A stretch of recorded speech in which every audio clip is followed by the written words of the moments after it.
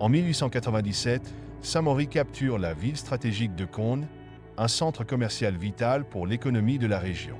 Cependant, des trahisons internes et la pression française affaiblissent son contrôle sur la ville. Plutôt que de laisser Kone aux mains de ses ennemis, Samori ordonne sa destruction, symbolisant sa détermination à ne pas céder de terrain aux Français. Cette décision marque un tournant dans sa stratégie. Elle met en lumière son isolement croissant.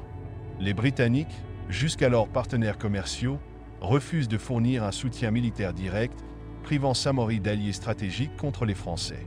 Confronté à la progression coloniale française, Samori concentre ses efforts sur l'est de son empire, cherchant à s'étendre vers des territoires non encore dominés par les puissances coloniales. Ce déplacement stratégique lui permet de continuer la lutte tout en évitant un affrontement direct avec des forces supérieures. Cependant, cette politique s'accompagne de défis majeurs.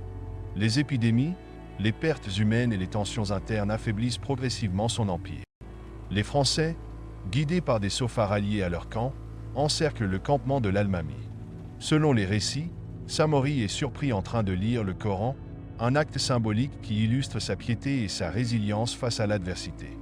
Pris au dépourvu, il n'oppose aucune résistance. Dans un dernier geste de défi, il demande à être exécuté sur place, mais les Français préfèrent l'épargner pour le déporter et faire de sa capture un symbole de leur triomphe colonial. Samori succombe officiellement d'une bronchopneumonie le 2 juin 1900, à l'âge d'environ 70 ans.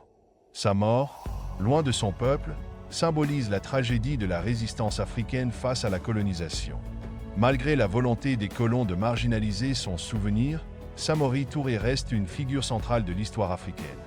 Son héritage est réhabilité au XXe siècle, notamment dans le contexte des luttes pour l'indépendance.